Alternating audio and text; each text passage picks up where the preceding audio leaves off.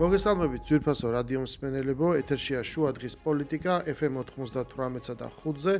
რადიო სივრცეში ჩვენ კვლავინდებურად მოვაწყობთ გაზაფხულის ქუჩის სტუდიიდან და ვაგრძელებთ მიმდინარე სეზონის მთავარი თემის გაშუქებას, რაც ეხება ადგილობრივი თვითმმართველობის არჩევნებს. დღეს ჩვენი სტუმარი იქნება ნოდარ კაპანაძე, სტატისტიკოსი პირველ რიგში და მასთან ერთად ვილაპარაკებთ ნამდვილ რიცხვებზე და რიცხვების ანატომიაზე, ანუ იმ ზუსტ მონაცემებზე, რომლებიც აყალიბებს ჩვენს დღევანდელობას და რეალობას.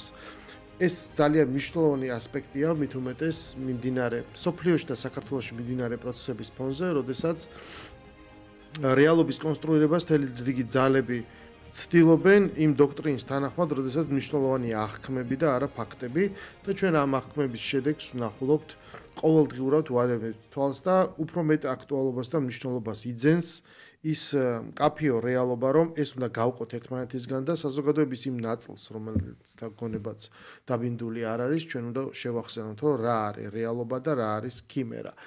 ქიმერების შედეგს ჩვენ ვხედავთ, ჩვენ ნახეთ 4 ოქტომბერი, როდესაც საზოგადოების დიდი ნაწილი უბრალოდ გამოვიდა ქუჩაში, წავიდა არჩევნებზე და თავისი მონაწილეობით, მიუხედავად იმისა, თუ ვის მისცა ხმა, თავისი მონაწილეობით დაუჭირა ამ ქვეყნის განვითარებას მხარი, ამ ქვეყანაში სახელმწიფო წესწყობილების არსებობას, სახელმწიფო სტრუქტურების არსებობას და ქვეყნის კონსტიტუციურ ფარგლებში ეგზისტენციას. მე ესე ვიტყოდი. მეორე ნაწილი, რომელიც ცხოვრობს გამოგონილ და ყალბ რეალობაში, რომელიც მათ მიაჩნიათ, რომ ეს არის ნამდვილი რეალობა, რაღაცების შიში ძოგს არ უნდა საბჭოთა კავშირში დაბრუნება და მისი გამეორება საბჭოთა კავშირში დაბრუნების შიშით, განსაკუთრებით და ეს ადამიანები, ვინც ცოცხლები არიან, ჯერ კიდევ მოესწრენ მის გვიანდელ პერიოდს, დღეს ცდილობენ შექმნან იმგვარი ტიპის მათი დასახელებით საპროტესტო მოძრაობა, რომელიც ბევრად უარესია თავისი გამოვლინებებით იმაზე, რაც ჩვენ საბჭოთა კავშირში გვახსოვს, ვინც მოესწარით ამას.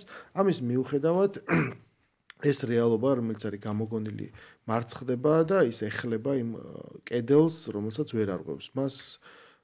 მან შეძლო საპრეზიდენტო რეზიდენციაზე რკინის გისოსებიანი ღობის მორღვევა, მაგრამ აიქვე ზუსტად ამ გისოსებზე დამარცხდა და მიიღო ბევრად უფრო სხვა მტკიცე გისოსი პასუხად. ეს არის ამგვარი რეალობა, რომელიც შედგება იმ მოცემულობებისგან, რაც ქვეყანაში გვაქვს და პირველ რიგში დავიწყოთ არჩევნების საკითხით. ჩვენ მიჩვეულები ვართ უკვე, რომ თითოეული ფაქტორი ხდება ხოლმე კრიტიკის საგანი. თითოეული მონაცემში აქტორები, ოპოზიციური აქტორები ცდილობენ თავიანთ მიმდევრებს, ვინც თუ კი უსმეს მათ ვინმე, მათ მიაწოდონ ინფორმაცია სხვანაირის შეცვლილი, რომლითაც ისინი მუდმივად გამოკვებავენ იმ გამოგონილ ქიმერულ რეალობას, ხო? ერთ-ერთი ესეთი ბრალდება იყო, რომ მოდი აბა დავთვალოთ. კი, მაგრამ როგორ 20%-მა მისცა მხოლოდ ხმა თბილისის მერს და განა ეს ლეგიტიმურია? მე მახსოვს, რომ ერთ-ერთ ადამიანთან, ასეთ ოპოზიციო მხარდამჭერთან, რიგით ადამიანთან შევედი ამ კამათში და რომელიც ჯიუტად ითხოვდა, რომ აი მითხარით, აბა რამდენმა დაუჭირა ხარი მოქმედ მერს, რომ მე ეთქვა, რომ კი, მაგრამ რა არის პროცესი? პასუხად მხოლოდ უთხრა, რომ შენ მითხარი რა წარმოშობს ლეგიტიმაციას. აი მითხარი, რომ რეგისტრირებული ამორჩევლიდან რამდენმა ადამიანმა უნდა მიიღოს, რამდენი ხმა უნდა მიიღოს ადამიანმა, რომ ჩაითვალოს ლეგიტიმურად და ნუ აი ეგ სადღაც გაიჭედა რა, იმიტომ რომ ეს რიცხვი არ არსებობს ხო რეალურად. როგორ შეიძლება შევაფასოთ წმინდა რიცხვების თვალსაზრისით ჩატარებული არჩევნები და რამდენად საარჩევნო აქტივობამ ბატონო ნოდარ განამტკიცა ის შედეგი, რომელიც დადგა 2024 წლის 26 ოქტომბერს. მოგესალმები გურამ კიდევ ერთხელ მივესალმები თქვენს მსმენელს და მაყურებელს. თქვენის ნებართვით თქვენ რა შესავალიც გააკეთეთ, მაგ შესავალმა გარკვეულწილად ჩამომიყალიბა ესეთი კონსტრუქცია პასუხის. კითხვა არ არის ტრივიალური, შემეძლო რომ მაგაზე უბრალოდ მარტივად რაღაც პროცენტი მეთქვა და ამით დამთავრებინა საუბარი, მაგრამ აქ მთავარი მარტო მონაცემები კი არა, აქ ამ მონაცემების შინაარსია მთავარი. პირველ რიგში დავიწყებ იმ კითხვით, რომ იმ ფრაზით, რომ მთავარი არის აღქმები და არა რეალობა.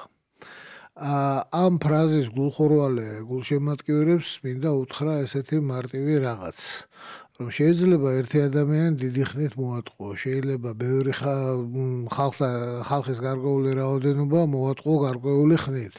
მაგრამ ხალხის დიდ რაოდენობას, ანუ მთელ საზოგადოებას მუდმივად ვერასდროს ვერ მოატყუებ, იმიტომ რომ არის ესეთი საზღვარი დისციპლინა, სტატისტიკა, რომელიც სტატისტიკურად გამართული ტყუილის თქმა არის შეუძლებელი. შეუძლებელია, იმიტომ რომ არის ირიბი შეფასების მეთოდები და ტყუილის თქმას გაცილებით უფრო დიდი ცოდნა ჭირდება, ვიდრე მართლის თქმას. მართალი ესეთი მარტივი რამე არის, თხლაშ თქვი და აყუდე თავისთვის, თვითონაა თავისი ადვოკატი, ყველგან სადაც არ უნდა გაუშვა, არ ჭირდება იმას შენი პატრონობა. ტყუილს კიდევ რომ იტყვი, კარგი მეხსიერება და ხანგრძლივი მეხსიერება უნდა გქონდეს და ესე კარგად უნდა იცოდეს სიმართლე, რომ წინასწარ დაამუშავო ყველა ეს ადგილი, სადაც ეს ტყუილი შეიძლება გამომჟღავნდეს, თუმცა ბოლოს აუცილებლად გამომჟღავნდება. ამის იმედიც კი არ ქონდეს, რომ მუდმივად შეინახავ ამ ტყუილს, ვერ შეინახო, შეუძლებელია. ასე რომ თუ თქვენი აღქმები ეფუძნება ყალბ რეალობას, ბაბლის რეალობას, მაშინ განწირული ხარ იმედგაცრუებისთვის. აი ამას მე მაგალითად მიმართავდი კლავიატურის ლომებს, რომლებიც თავის ბაბლში არიან პრეზიდენტების, გენერლების, მხედართმთავრების, სანტექნიკების, ბიზნესმენების, ექიმების, პაჟარნიკების, ყველაფერი არიან თავის ბაბლში. ყველა ბრძოლა მოგებული აქვთ, ყველაფერი ყველგან გაიმარჯვეს, ნიკოფსიიდან დარუბანდამდეც არიან და ართვინიდან არ ეგაწამდენ. დარიალიდან არ ეგაწამდეს. ხო, ეს ყველაფერი, მაგრამ როდესაც გამოდიან რეალურ ცხოვრებაში, ხედავენ, რომ ყველაფერი ისე არ არის, როგორც მათ ბაბლშია. და ეს ძალიან დიდ პრობლემებს უქმნის. ამიტომ მხოლოდ აღქმებზე ორიენტირებულ პატუცემულ ადამიანებს მე ურჩევ, რომ გაითვალისწინონ რეალობა, ვინაიდან მათ წინ ძალიან დიდი იმედგაცრუება ელოდებათ, რაც მოხდა კიდე სამარჩევნებზე. ეხლა რაც შეეხება არჩევნების შედეგებს. არჩევნების შედეგები იყო ის, რაც იყო. პირველ რიგში მოდი ვილაპარაკოთ არჩევნების პროცედურებზე. მუდმივად აი მე რაც არჩევნებში მონაწილეობ 1990 წლის 28 ოქტომბრიდან ზუსტად იმ დღეს შევსრულდი 18 წლის და მაშინ იყო არჩევნები. იქიდან ყველა არჩევნებში მონაწილეობ. ყველა არჩევნების მერე არის საუბარი რაღაც სულ მუდმივად გაყალბებებზე, რომელიც არჩევნების პროცედურის დღეს ხდება. მივახციოთ ყურადღებას, არჩევნების პროცედურული გაყალბება სხვა არის და სხვა არის არჩევნების თვისობრივი გაყალბება. არჩევნების თვისობრივი გაყალბება ეს ცოტა უფრო დიდი თემაა და ფართო თემაა, ამაზე ძალიან ბევრი არის საუბარი და ეს საეთეროდ რომ ამისთვის არ გვეყოფა, რაც შეეხება არჩევნების პროცედურულ მხარეს. არჩევნების პროცედურული მხარე ბოლო პერიოდში არის უკვე ამას წინათ ერთ-ერთ ეთერში ვიყავი, სადაც თქვი, რომ არის უმსგავსობამდე მოწესრიგებული. ძალიან გულით რომ გინდოდეს კრიტიკის შენიშვნის მიცემა ვერ მისცემ. მე მქონდა გარკვეული იდეები 14 წლის არჩევნების შემდეგ 16-ში და მე ნელ-ნელა დაიწყო ამ იდეების რეალიზაცია, მთავრობამ რა, მე ხა ეს იმიტომ კი არა მე მქონდა იდეები, მე უბრალოდ რასაც ფიქრობდი, ჩემი აზრი მქონდა მთავრობამ, დაიწყო იგივეს გაკეთება და რატომ ხა რა მთავრობამ დაიწყო იგივეს გაკეთება, ამიტომ არ უნდა მომეწონოს, ხო? და ეს იყო არჩევნების მაქსიმალური გამჭვირვალობა. სწორედ აი ეს ახალი ტექნოლოგიების გამოყენებით არჩევნების ჩატარება და მქონდა ერთადერთი კითხვა, რომ არჩევნების შედეგების გამოცხადება თანამედროვე ტექნოლოგიებით როცა ატარებ ამას სკანირებით როცა ატარებ ბიულეტენს საარჩევნო უბანზე, ხმა მომენტალურად აისახება, შედეგს მომენტალურად ხედავ, მაგრამ ეს უნდა ყოფილიყო საბოლოო შედეგი, თუ მაინც ადამიანს უნდა მიიღო მონაწილეობა, თუ კომპიუტერს უნდა მიიღო გადაწყვეტილება პროგრამას, რა. თუ პროგრამა მიიღებდა გადაწყვეტილებას, ეს იქნებოდა ძალიან ბევრი კითხვის გამომწვევი და სრულიად ლეგიტიმური კითხვების გამომწვევი, ვინაიდან ერთი ადამიანის დაწერილ პროგრამაში შეიძლება მეორე ადამიანმა ისეთი კორექტივი შეიტანოს, რომ რომელიღაც უჯრებში ხმები არ დაითვალოს, რა. შეიძლება ამის გაკეთება, ვინც ახლა პროგრამირებას და საინფორმაციო ტექნოლოგიებს კომპიუტერულ ტექნოლოგიებს მეტნაკლებად იცნობს, იცის რომ ამის გაკეთება პრობლემა არ არის, მაგრამ ამ არჩევნებზე ესეც გათვალისწინებული იყო.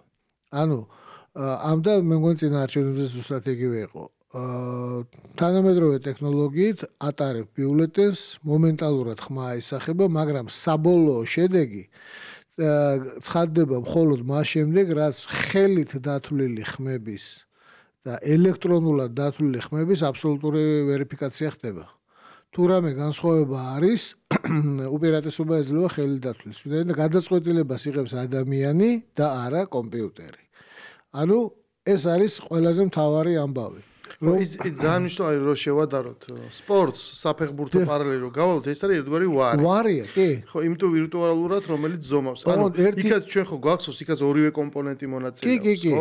რაღაც моментში საკამათო სიტუაციაში ვარი ანთებს შეწყობინებას შეიძლება იყოს პრობლემა.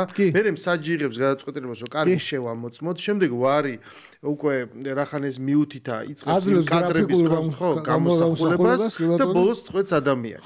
და ეს მაგრამ მე პარალელში სხვა რამეზე მინდოდა გამევლო. საერთოდ ფენომენი რომ როგორ გაჩნდა ვარი.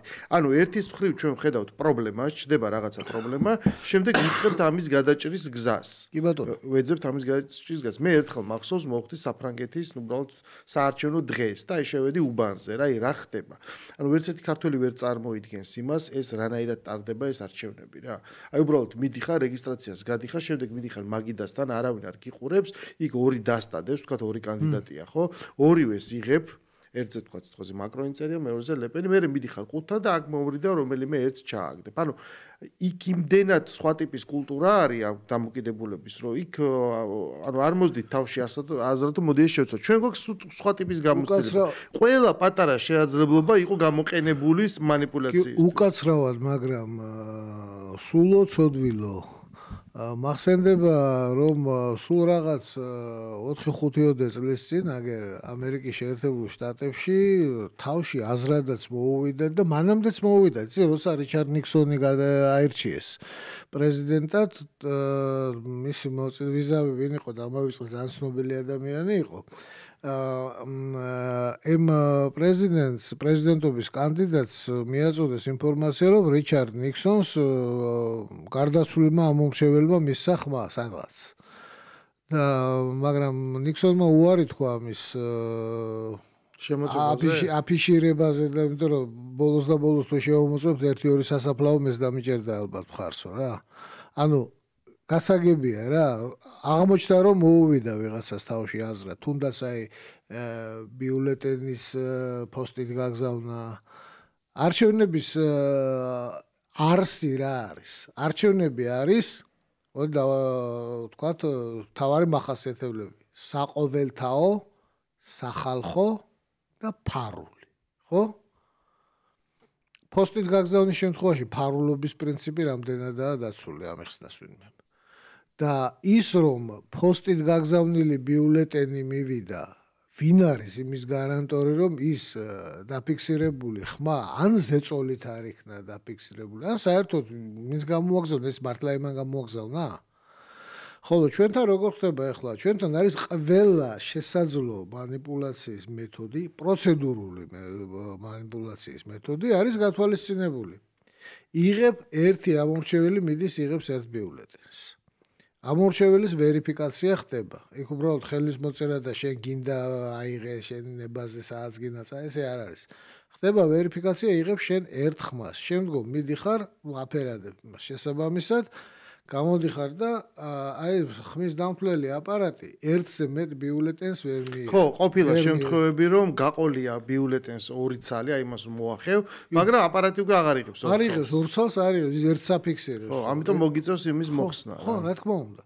ამდენად პროცედურულად ეს არჩევნები არის სრულიად მე უბრალოდ აქცენტის გაკეთება იმაზე მინდოდა რომ ეს ყველაფერი დაფუძნებული არის ჩვენს მრავალწლიან გამოცდილებაზე რა გაგვივლია მრავალწლიან გამოცდილებაზე ერთია და მეორე არის რომ გამოცდილება გაქვს ერთია და მეორე იმ გამოცდილებას ითვალისწინებ თუ არა ეს მეორე ეს გამოცდილება იყო მანამდეც 98 წლის ადგილობრივი არჩევნები ვისაც ახსოვს 2008 წლის 5 სექტემბრის 5 იანვრის საპრეზიდენტო არჩევნები და ასეთი რამეები, ჩვენთან ასეთი რამეები ხდებოდა.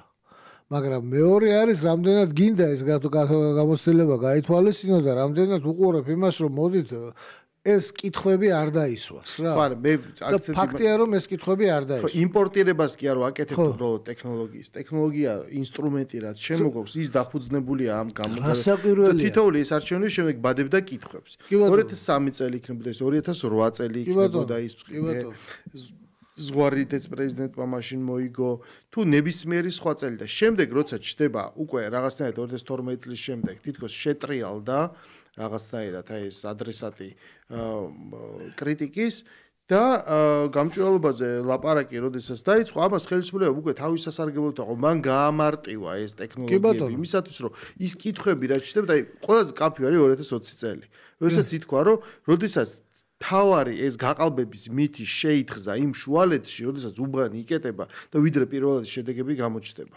რომელსაც ვერცერთი სისტემა ვერ უძლებდა იმის დარეფრეშებას, როცა 100,000 ადამიანი ამას არ ეფრეშებს. ეხლა თან ეს მეთოდი, ეხლა პროცედურა როგორც ეხლა ტარდება, ამას თითქმის გამორიცხავს და ასევე გამორიცხავს იმ სავალალო მეთოდსაც, რომელიც 2008 წლის 5 იანვრის საპრეზიდენტო არჩევნებზე ვნახეთ, ოქმების გადაწერა მაქვს ხედველობაში. ეხლა უბრალოდ შეუძლებელია გადაწერო ოქმი, ისე რომ ამას არ მოყვეს რეზონანსი, ვინაიდან შედეგები ცხადდება პირველადი შედეგები დაუყოვნებლივ.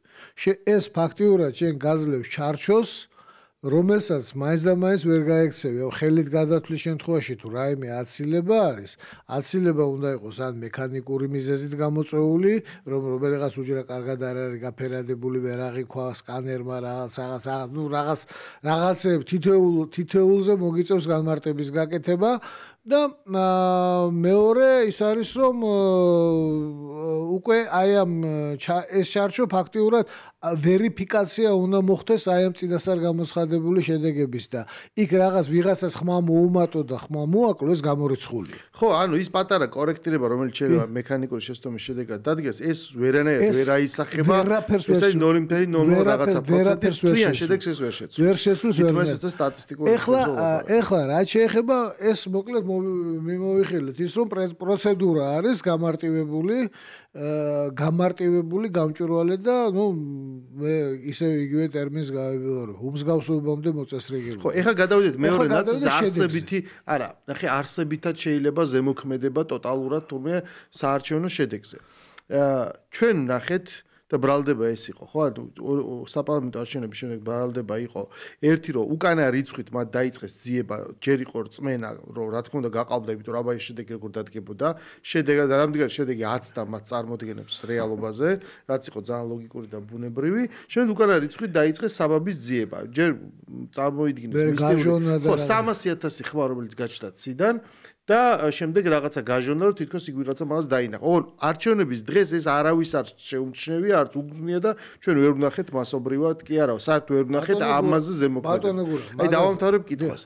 ამ არჩევნებზე მივიდა 1,430,000 ამორჩეველი. ჯამში 3.5 მილიონი ამორჩეველი და რაც 41%-ამდე იყო დაახლოებით აქტივობა. ერთ-ერთი ყველაზე დაბალი აქტივობა რაც ყოფილა. მთლიანად არჩევნებზე თუ ადგილობრივი თვითმმართველობის არჩევნებზე? ადგილობრივი თვითმმართველობის არჩევნებზე საზოგადოებრივ დაბალი აქტივობაა ხოლმე და ყველაზე დაბალი აქტივობა იყო ახლა. ხო, რა თქმა უნდა არჩევნები ჩატარდა ბოიკოტის პირობებში.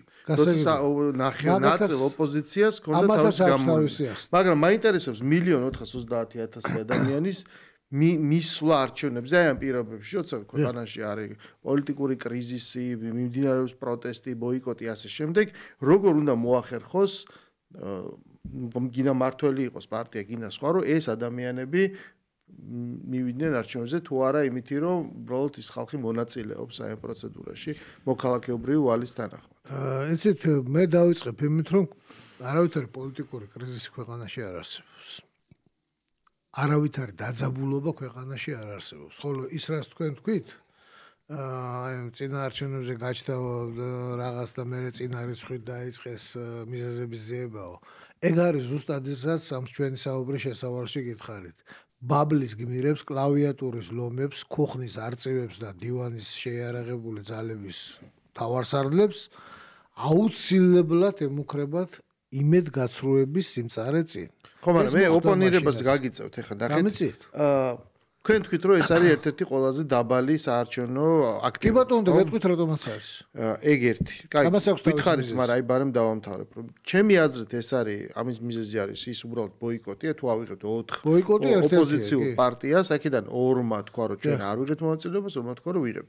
შემდეგ მათ შორის გაიმართა ცხარე დებატი, უკიდურესად დაძაბული და დაჭამეს ერთმანეთი და ბუნებრივია რომ აი ამ სურათმა, აი ამ დაპირისპირებამ კიდევ უფრო დააგდო იმ პარტიების მიღებული ხმები, რომლებიც მიიღეს მონაწილეობა 24-ში და 25-ში, ხო?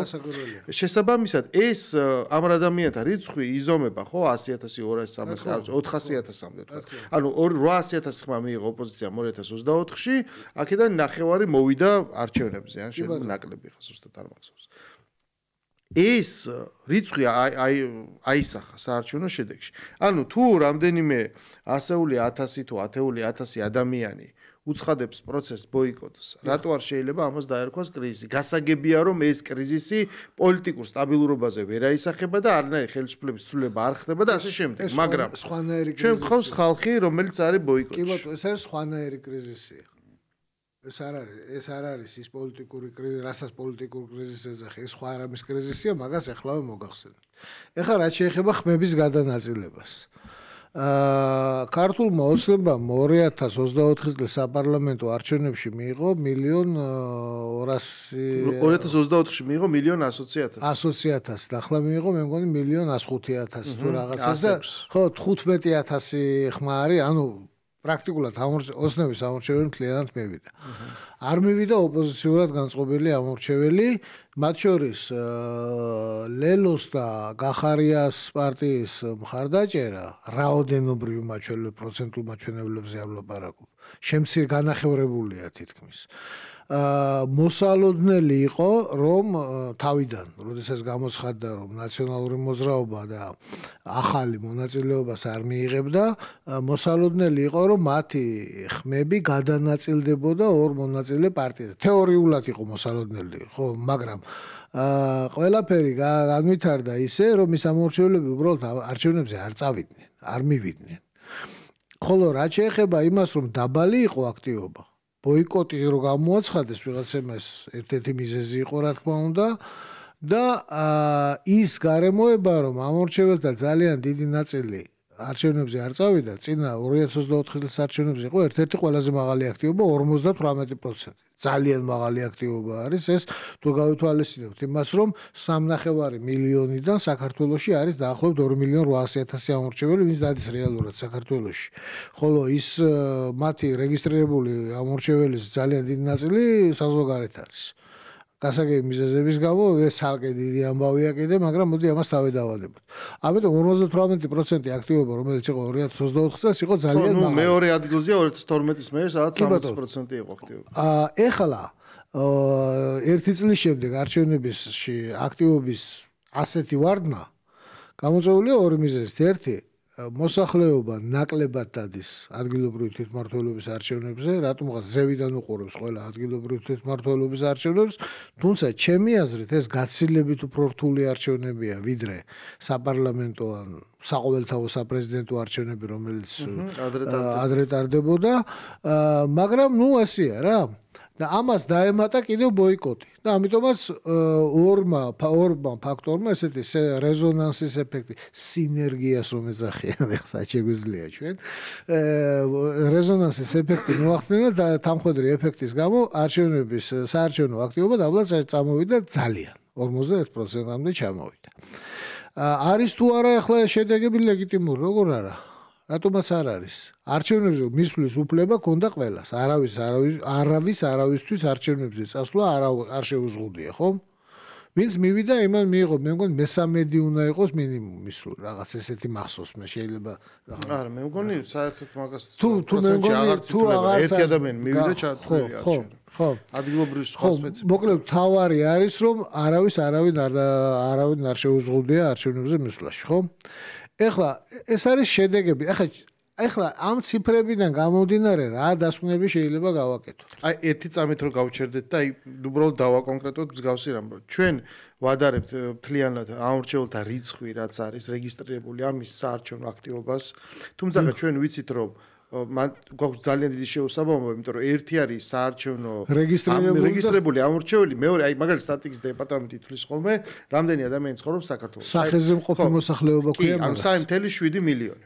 მაგრამ ჩვენ გვაქვს ხოლმე ესეც მერყეობს ეს რიცხვი რეგისტრირებული ამორჩევის 3.5 მილიონი. ბუნებრივია რომ ეს 3.5 მილიონი საქართველოში ვერ იარსებებს 3.7 მილიონი ეს არის ხალხი ვინც ცხოვრობს საქართველოში საქართველოს მოქალაქეც ხარია სახეზე მყოფი მოსახლეობა და 3.5 მილიონი არის მთლიან სოფლიოში არსებული რეგისტრირებული ამორჩეული 18 წელზე უფროსი ამიტომ ეხა ადგილობრივი თვითმმართველობის არჩევნებზე რომ ბუნებრივად უჭერს იმ ადამიანს მონაწილეობის მიღება ვინც გასულია ეს ხო გასაგებია შესაბამისად ჩვენ შეგვიძლია შევადაროთ ერთი წლის წინ ჩატარებულ არჩევნებს რაღაცნაირად სტატისტიკურად გამოვითვალოთ ეს აქტივობა რომელიც მეშინია რომ 51% ამ ფაქტორების გათვალისწინებით სულაც არ არის დაბალი და მეორეს მხრივ ჩვენ ვიცით რა იყო აბსოლუტურ რიცხვებში, არა პროცენტებში მოსული ადამიანების რაოდენობა, რამდენმა დაუჭირა მხარი მართლ პარტიას, რამდენი მიიღო ოპოზიციამ და რამდენი არ მოვიდა გამომდინარე იქიდან რომ ჩვენ შარშანდელი არჩევნები გვაქვს, ამის დათვლა შესაძლებელია.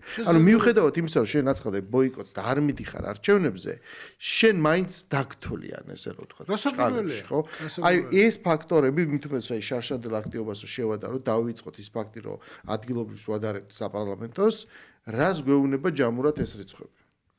ჯამურად ეს რიცხვები გვეუბნება ესეთ რამეს, რომ საქართველოს მოსახლეობას მობეზრდა ეს კინკლაობა და ოპოზიციური იდეა, ოპოზიციური აზრი საქართველოში უკვე ბევრი წელია კონცენტრირებული არის არა იმისთვის, არა რაღაცისკენ, რაღაც მიზნისკენ წასასვლელად, არამედ ვიღაცის წინააღმდეგ. და ეს კინკლაობა მოსახლეობას სავარაუდოდ უკვე მობეზრდა. ამ არჩევნებმა ეს აჩვენა ცალსახად. ჩემი აზრით. წინა არჩევნებს რომ შევადაროთ რა შედეგი, რომ ოპოზიციური პარტიებიდან რომლებიც წინა არჩევნებში მონაწილეობდნენ, ეს გახარია და ლელო, მათი მხარდაჭერა არა პროცენტულად, არამედ რაოდენობრივად განახევრებულია. ანუ ვიღაცის წინააღმდეგ ხალხი ერთიანდება მხოლოდ იმ შემთხვევაში, თუ ეს ვიღაცა უკვე ყელში ყავთ ამოსული. 12-ში იყო ესეთი ამბავი. მაგრამ როგორ ჩანს დღეს მართველი პოლიტიკური ზალა მთლად ყელში ამოსული არ არის. ეს შეიძლება ვიღაცის ბაბლში ასე ჩანს, მაგრამ რეალური საზოგადოებრივი აზრი როგორ ჩანს, მაინც და მაინც ასე არ თვლის. და ამიტომაც განახევრდა მათი მხარდაჭერა. აი ამ განახევრებაზე მინდა ვიკითხო. გარდა ამისა, ამ განახევრებას მხარი დაუჭირა ხელი შეუწყო იმანაც, რომ 2024 საპარლამენტო არჩევნებზე ოპოზიციამ აჩვენა, ჩემთვის პირადად სრულიად მიუღებელი, მაგრამ რეალურად ძალიან ძლიერი შედეგი. 61 მანდატი 150 ადგილიან პარლამენტში. და რატომღაც უარი თქვეს ამაზე. ფაქტიურად ქუჩურად რომ თქვა ამორჩეველი გადააგდეს. და ამორჩეველმა ახლა მე შენ კიდე მოვიდე იქ აგირჩიო და მე ისევ შენ გადამაგდო. თქვენ მიადექით თემას, რომელიც მინდოდა მეკითხა, ჩვენ ამ სტუდიაშიც გულაპარაკია, როდესაც შარშან წლის მიწრულს ამაზე ვლაპარაკობდით, რომ ეს მხარდაჭერა, რაც ოპოზიციას მისცა ხოხმა ამორჩეველმა და თან მას ჰქონდა არა ერთი კოალიციური, ან ერთპარტიული ოპოზიცია, არამედ გაშლილი 4-ად იყო მინიმუმ გაშლილი მეტათაც ხო ზოგმე 6-ად შეიძლება ითქვას, ვიღაცებმა ვერ გადალახეს ბარიერი. და მას ჰქონდა სრული არჩევანი და მან თავის სიმპათია შეიძლება არც ერთი არ მოწონდა, მაგრამ მაინც ვიღაცაზე შეაჩერა, ხო? არა მთავრობაზე. და საშუალოდ რო ავიღოთ, ანუ 8-დან 12-მდე, საშუალოდ 10% მიიღო თითოეულმა ოპოზიციურ პარტიამ. შემდეგ, ანუ თითოეულმა ამორჩეველმა იცოდა, როგორც იცოდა იმ ადამიანმა, ვინც ახლა 4 ოქტომბერს მიდიოდა აქციაზე, რომ ის რაღაც შარში გაეხვეოდა, ის უჭერდა თუ არა მხარს რევოლუციას, ის მოხდებოდა ამ ეპიცენტრში. ასევე თითოეულმა მათგანმა იცოდა, რომ მისი მხარდაჭერილი პარტია, ვისაც აირჩია, რომ მხარი უნდა მიეცა, მხარი უნდა დაეჭირა. ის ცალკე მარტო ვერ მოიგებდა ამ არჩევნებს. შეუძლებელი იყო ხო ამას ყველა კვლევა თუ რეიტინგი ამას ადასტურებდა, ხო? მაგრამ მან მისცა ხელისუფლების წინააღმდეგ ეს ხარი დაუჭერდა. შემდეგ ის აღმოჩნდა გადაგდებული. მას უნდოდა რომ ეს ოპოზიცია შესულიყო, დაებალანსებინა ოცნება და ასე შემდეგ. ჩვენ მე ხშირად ვიძახდით რომ ეს არის ამორჩევლის დაკვეთა და არა ის რომ შენ ხარ იმიტომ მიეცი გინდა თუ არა რომ ეს მოიგებდა. როგორ მოიგებს გაერთიანებაც ვერ შეძლეს, ხო? ეს ბუნებრივად იცოდი. ეს ამორჩეველი რომ გადააგდეს და მის თავმოყრება რომ შეილახა, ეს აუცილებლად აისახებოდა. მე მაინტერესებს რომ ეს აისახა ლელოს და გახარიას განახევებულ შედეგში თუ აისახა ის რომ პარტიებმა იჩხუბეს ესე ვთქვათ ბოიკოტის თემაზე და ნაწილი წავიდა ბოიკოტში, ნაწილი დარჩა ნაწილმა მიიღო არჩევნებში მონაწილეობა და აი ვთქვათ ლელოს და გახარიას ამორჩევლის ნახევარი გაბრაზდა იმაზე რომ აი რატო იღებთ არჩევნებში მონაწილეობას და არ ვერთებით ბოიკოტს და ამიტომ არ დაუჭერა მხარი. თუ იმიტომ არ დაუჭერა მხარი, რომ ის რა მიზეზიც უკვე ვთქვით, რომ ის გადააგდეს. პრინციპში მან ორივე მიზეზი თანაბრად არის. ერთი ის რომ თვითონ გაერთიანება ვერ შეძლეს ერთმანეთში და მეორე რომ წინა არჩევნებზე მათ მიღებული მანდატები არ გამოიყენეს. ორივე თანაბრად არის, მაგრამ რომელი უფრო მნიშვნელოვანია, მაგის გარჩევა ძალიან რთული ამოცანაა. და მაგას სპეციალური კვლევა ჭირდება და მაგრამ მიღებული შედეგი პრინციპში შედეგი რომელიც შეიძლება აქედან მიიღო არ ღირს იმათ რომ კვლევაზე დრო დახარჯო. გავიგე, მაშინ ამ მონაცემებიდან როგორ შეიძლება გამოთვლა ბოიკოტის იდეას, ანუ სრულიად ამ ქვეყანაში ამ კონსტიტუციური წესრიგის დამხობის იდეას, რამდენი ამორჩეველი უჭერს მხარს? 58% იყო წინა არჩევნებზე აქტივობა. აქედან დაახლოებით 54 თუ 55% იყო საქართველოს შიგნით. და რაღაც 2-3% იყო საზღვარგარეთ მიღებული ხმები. საზღვარგარეთის ჩატარებული არჩევნები ჯამურად. და აქ ალბათ შეიძლება ვიღაცებს უნდათ ჩერნოგორიულია მოლდოვური სცენარის გაკეთება, მაგრამ ვერ გამოვიდა ეს სცენარი. რაც ძალიან კარგია. 54% ავიღოთ. 54-ს მინუს 51 არის 13%. ამ 13%-დან სადღაც ნახევარი მაინც არის უბრალოდ ის ამორჩეველი, რომელმაც პარტიების კინკლაობის გამო საერთოდ უარი თქვა ვინმე მხარდაჭერაზე. და დაახლოებით დარჩება 5-7%, რომელიც რეალურად მხარს უჭერს აი ამ მთელ იმ ამბავს, რაც მოხდა. ანუ ჩვენ უნდა გამოითვალისწინოთ, გამოვიანგაჟოთ ბუნებრივი კლება, რომელიც არის სხვაობა საპარლამენტო და ადგილობრივ არჩევნებს შორის. დავამატოთ ამას კიდე ეს ფრუსტრაცია, რომელსაც იწვევს საერთოდ აი ეს შემყურე ის სურათი, რასაც ჩვენ ხედავთ. და 13%-ის დაახლოებით ნახევარი პლუს-მინუს 2%. ვინც შეიძლება და რომელშიც უნდა არა პლუს უნდა ჩაითვალოს ის პარტიების ის მხარდაჭერები, რომლებიც არ იღებენ არჩევნებში მონაწილეობას. არა, იმ პარტიების მხარდაჭერა ნულთან ძალიან ახლოში არის. და ის ხალხი, ვინც არ წავიდა არჩევნებზე, რაც არის სხვაობა, ვინც ის არის ხალხი, რომელიც სტაბილურად არ მიდის არჩევნებზე. არის ხალხი, რომელიც სტაბილურად ვერ მიდის არჩევნებზე. და აი ამ წინა წელსა და ამ წელს შორის არსებული სხვაობიდან აი დაახლოებით ესეთი სურათი იხატება. კი ბატონო, მე ეს არჩევნების საკითხი გასაგებია და პრინციპში მიმდინარეობს ახლა ვითარების გაფორმება, რომელიც ჩვენთან ცოტა სხვა ერთი რამე მინდა ვთქვა კიდე.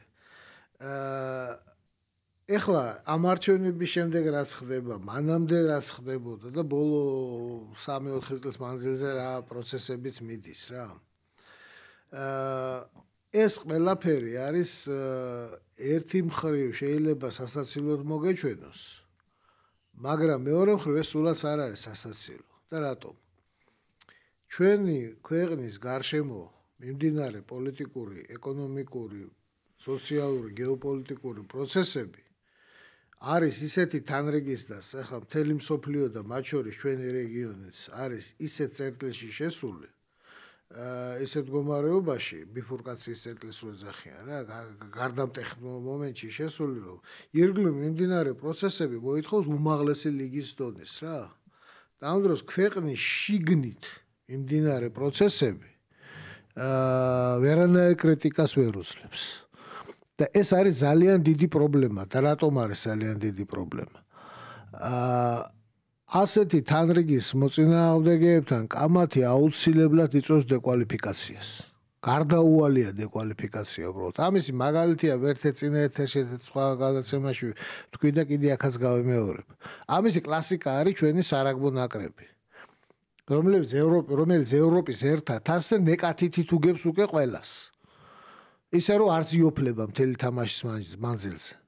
და უკვე მე რამდენად ზედიზედ აიღეს ევროპის 1,000 წელსაც აიღებენ ღმერთმა მშვიდობაში მოახმაროთ. გადასარევი ხალხია და ძალიან გულშემატკივრო. მაგრამ როგორც კი გადადის ზევითკენ ზედა ლიგაში, უკვე ვეღარ იგებს იქ. და რატომ არის ეს? რა იწვევს ამას? ამას იწვევს ის, რომ შეცდომა, რომელსაც შენ უშვებ სტადიონზე თამაშის დროს, ბელგიასთან, გერმანიასთან თუნდაც შედარებით უკეთესად მოთამაშე ესპანეთთან, პორტუგალიასთან, გინდას რუსეთთან, ჩეხეთთან და ასე შემდეგ. აი შედარებით ქვედა დონის ნაკრებებთან მოწინააღმდეგე ამ შეცდომას ვერ იყენებს. და შენ ეს შეცდომა გაგდის და ამას არც აქცევ ყურადღებას. მაგრამ როცა გადადიხარ იქ ზევითკენ სერიოზულ ბიძიებთან რო თამაშობ უკვე. სადაც უკვე შენ წინააღმდეგ გამოდის არდისავია, ნეჰემანონუ, დენ კარტერი, ხორდი ბარეტი, რობერტ ლეიდლოუ, ფილ რასელი, ჯონი სექსტონი და ესეთი გიჟები რა. არც ერთ შეცდომას არ გაპატიებენ და ყველა შეცდომაზე ლელოს დაგიდებენ. ამიტომ აუცილებელი არის, რომ ზუსტად ამას სემი რადრადრას და ეგეთ ვიღაცა გიჟებს ეთამაშო, რომ შენი შეცდომები დაიჭირო და გამოასწორო. როდესაც აქ ჩვენ შიგნითკენ მიმდინარე პოლიტიკურ პროცესებზე მიდის აი რაღაც საბავშვო ბაღის დონის კამათი. რაზე მაგალითად აი ადვოკატმა რა უნდა თქვა სხვა, მაგალითად ადვოკატმა თქვა რომ მოქალაქე რომელიც იარაღით მიდიოდა რუსთაველზე მიდიოდა ტახებზე სანადიროდ. შევიკრიბეთ ახლა ჩვენ მთელი საზოგადოება და ვამტკიცებთ რომ რუსთაველზე ტახებზე სანადიროდ არ დადიან. ან ახლა თქვენს რომ ღობე იყო გადახერხილი, ანუ ღობე გამოეკიდა მოპროტესტებს, სასახლე გამოეკიდა მოპროტესტებს, ფეხი აიდგა და ასე შემდეგ. კარგი, დავამტკიცეთ რომ რუსთაველზე ტახებზე სანადიროდ არ დადიან. მერე რა? ადვოკატის ფუნქცია რა არის? ადვოკატის ამოცანა არის, რომ როგორმე დრო გაიყვანოს, რომ თავისი დაცვის ქვეშ მყოფი რაღაცნაირად გამოაძვრინოს ამ სიტუაციიდან და ამიტომ ის იგონებს რაღაც ფანტასტიკურ სცენარებს. და მთელი საზოგადოების ფსიქიკური ჯანმრთელობა, პლუს დრო, პლუს საეთერო დრო, პლუს რესურსები ემსახურება იმას, რომ დავამტკიცოთ, რომ რუსთაველზე ტახებზე სანადიროდ არ დადიან. დავამტკიცეთ მერე რა? თავარი წერტილი აქ არის ის, რომ ამ ყველაფერს გააჩნია მედია, რომელიც არის მიბმული პოლიტიკურ დღის წესრიგით, რომლებიც ერთმანეთს კვებავენ, პოლიტიკური ლიდერები დიდი ხანია გახდნენ მედია პერსონაჟები, უბრალოდ კომენტატორები მიმდინარე პროცესის და ეს ყველაფერი აი რაღაცა სტუდიებში უბრალოდ იხარშება. აი ეს ძალიან მდარე და ეს არის სხვა შორის ხალხი რომელიც მერე დიდი ბრძენის სახით დაждდება ხოლმე ძირითადად მოისმენთ ესეთ ერთ-ერთ მნიშვნელოვან არგუმენტს რომ აი ნახეთ ყველაფერი განათლების სისტემის brali იმიტომ ვერ ხდება ცვლილებები რომ ხელისუფლება დაინტერესებულია მდარე მოქალაქის აღზრდაში რომელიც არის და თვითონ გვთავაზობენ სრულად მდარე ტოპტვინულ ისტერიულ რაღაცა სხვადასხვა ტიპის სცენით შეპყრობილ ადამიანებს კომპლექსების ფართე თუ ვრცელი თუ ვიწრო ბუკეტით, რომლებიც აი ამ ჭხიბაობებით არიან შემდეგ დაკავებული და დღის წესრიგს თავაზობენ ზუსტად იგივე. და ვერ ახერხებენ უბრალოდ აი მარტივ 2x2 დონის ჭეშმარიტებებზე შეთანხმებას და ჩამოყალიბებას, რომ აი რა უნდა იყოს ეს პოზიცია, რა უნდა იყოს ეს პოზიცია და აქედან შემდეგ ნაბიჯზე გადავიდეთ. რატომ ვერ ახერხებენ თქვენი აზრით 2x2 დონეზე არსებულ ჭეშმარიტებებზე შეთანხმებას?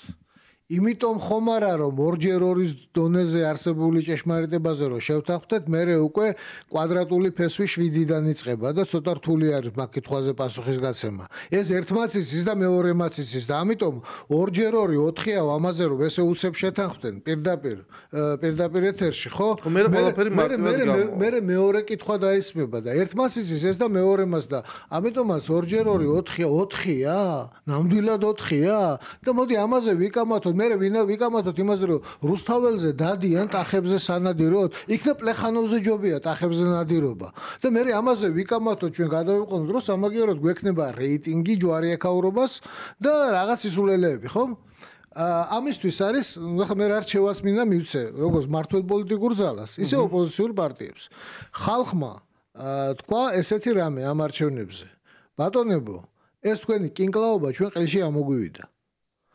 ადექით დაწერეთ პოლიტიკური პროგრამა და იმუშავეთ ხალხთან და მოიპოვეთ სახალხო მხარდაჭერა.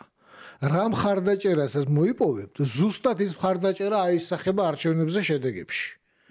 იმიტომ რომ პროცედურები არის უმსგავსობამდე მოწესრიგებული, მაგრამ მანამდე აუცილებელი არის თქვენ დაწეროთ პროგრამა და ამ დაწერილი პროგრამით მიხვიდეთ ხალხთან და ნუ იქნებით დეკლამაციური ჟანრის მსახიობები. არც ისე კარგი მუშაობას რასაკვირველია. ეს არის 3 დიდი ორატორი არის ცნობილი მე-20 საუკუნეში. სერიოზული ორატორები რომ იყვნენ. ლევ დავიდოვიჩ ტროცკი, ალექსანდრ ნიკოლაევიჩ კერენსკი და ადოლფ ალოიზოვიჩ ჰიტლერი. 3 დიდი დეკლამატორი.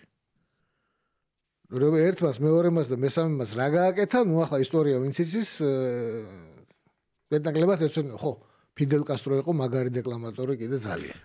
ესე იგი, საქმე იმაშია. ანუ დაწერეთ პროგრამა, მიბრძანდით ხალხთან, იმუშავეთ, მოიპოვოთ ხალხში მხარდაჭერა, მაგრამ ეს არ ნიშნავს იმას, რომ ეს პროცესი ასე იოლად ჩაივლის. ნერვებს მოგიშლიან, კი არა, ისე მოგიშლიან ნერვებს, რომ შეიძლება გაცოფებამდე მიგიყვანონ. რა თქმა უნდა, მაგრამ ვინ თქვა რომ ნერვებს არ მოგიშლია, ვინ დაგპირდათ იმას, რომ ნერვებს არ მოგიშლია. უკვე ახსენეთ, რომ აი ჩვენ რამდენიმე წუთი დაგვჭა, 2-3 წუთი და უკვე ახსენეთ, რომ სოფლიოში ძალიან სერიოზული პროცესი მიდის, ახალი სოფლიო წესრიგის ჩამოყალიბების წინა ფაზაა, ესე ვთქვათ, ხო, ჯერ კიდე ძველის ნგრევის პროცესში ვიყოფებით ახლა ჩვენ და ამ დროს ჩვენ ვხედავთ, უბრალოდ რა ხდება ქართულ საჯარო სივრცეში.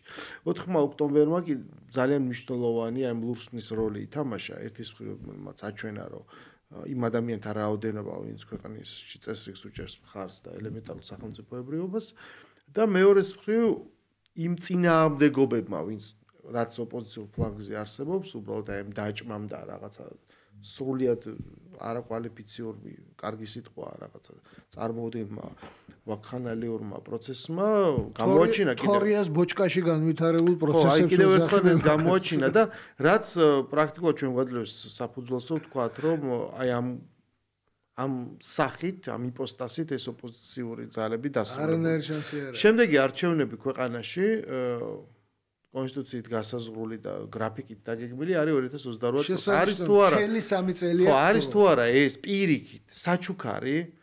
მე არ ვიტყოდი ამ ოპოზიციური პარტიებისთვის, რომლებმაც უბრალოდ მართლა ამოწურეს თავისთავად, მათ არც არაფერი აქვს სათქმელი, არც არაფერი აქვს შესათავაზებელი, მათი დღის წესრიგი რაც იყო, ეს მთლიანად რეალიზებული დასრულებულია, მათ უნდათ ბოლომდე და ეს ბოლო დადგა. იმიტომ რომ ბოლომდე რასაც ითხოვდნენ, სადაც სიტყვებს აქვს ძალა და კარგად უნდა დააკვირდე, რას მოითხოვ ხოლმე. ისინი ითხოვდნენ ბოლომდეს და ეს ბოლო დადგა 4 ოქტომბერს. ნამდვილად მიხაილ ბულგაკოვს აქ ერთი გენიალური გამონათქვამია. ოცნებების გეშინოდეთ შეიძლება მართლა აღხდეს. და ეს ახდა ეს ბოლო. აქედან გამომდინარე, ეხა არის არაჩვეულებრივი 3 წელი, აბსოლუტურად უარჩევნო იმისათვის, რომ ეს ძალები გადაიტვირთ, რომ მე ვიდეახი ოპოზიციურად განწყობილ ამორჩეულს და არ ვიძახი აი ამ რაღაცა თინა ბოკუჩავას კოლექტიურს, გადაიტვირთ, რომ მათ იპოვონ თავის თავში ძალა, ისინი მათ გააცნობიერონ ახალი რეალობა, შეისწავლონ საცხოვრობენ, რა ქვეყანაში გაახილონ თვალი, დაელაპარაკონ ცოცხალ ადამიანს, იმუშაონ მართლა პროგრამაზე, შესთავაზონ რაღაც ალტერნატივა და მიხვდნენ, რომ რა არის ის დიდი ნარატივი, რაც ქვეყანაში აყალიბებს რეალობას, რომ არ შეიძლება მუდმივად ორ პოლარიზებულ, ორ სხვადასხვა რეალობას თავაზობდე ხალხს და ამაში ხლეჭდე, იმიტომ რომ ის, რასაც თავაზობდნენ, ერთის მხრივ რუსოფრენიული დოქტრინა და მეორეს მხრივ არსებობს რეალური საქართველო, ეს განვლილი 13 წლის მანძილზე არაერთხელ დასრულდა. ყოველ ჯერზე დამარცხდა და ყოველთვის დამარცხდა. ეს არის წაგებული აბსოლუტურად თამაში. ეს იგივეა, რომ ყოველ ჯერზე, ვიცი, იმას რა ქვია, ეთამაშო ერთ და იგივე მდინარეში წადო შესვლა. თქვენი აზრით ძალიან მოკლედ რომ მითხრათ, არ წაადგება თუ არა მომავალი 3 წელი ამ პროცესს. ორ რამეზე გაგცემთ პასუხს, იმიტომ რომ თქვენ შესავალში იყო ორი ძალიან საინტერესო საკითხი. ერთი რუსოფრენია და მეორე ეს 3 წელი რას ნიშნავს? ეს 3 წელი არის საჩუქარი ნებისმიერი იმისათვის, ვისაც აქვს რაიმე პოლიტიკური მიზნები ამ ქვეყანაში, ამ ქვეყნის მოსახლეობის საკეთილდღეოდ. ვინაიდან 3 წლის განმავლობაში არ არის მოსალოდნელი არჩევნები. შენ შეგიძლია ძალიან მშვიდად იმუშაო შენ პროგრამაზე და იმუშაო ხალხთან. აქ მნიშვნელობა არ აქვს ვინ ხარ შენ ხა კოლექტიური თინაბოկუჩა ვარ თქვი ნებისმიერი წარსულის გარეშე სავლეს პავლეთ გადაქცევის ამბავი ყველამ ვიცით და ყველაფერი შეიძლება მოხდეს. შენ დაწერო რაღაც აზრიანი და შეთავაზო ხალხს ოღონდ ერთი მნიშვნელოვანი პირობით. არა ვიღაცის წინააღმდეგ, არამედ რაღაც მიზნის ანუ ხალხისთვის.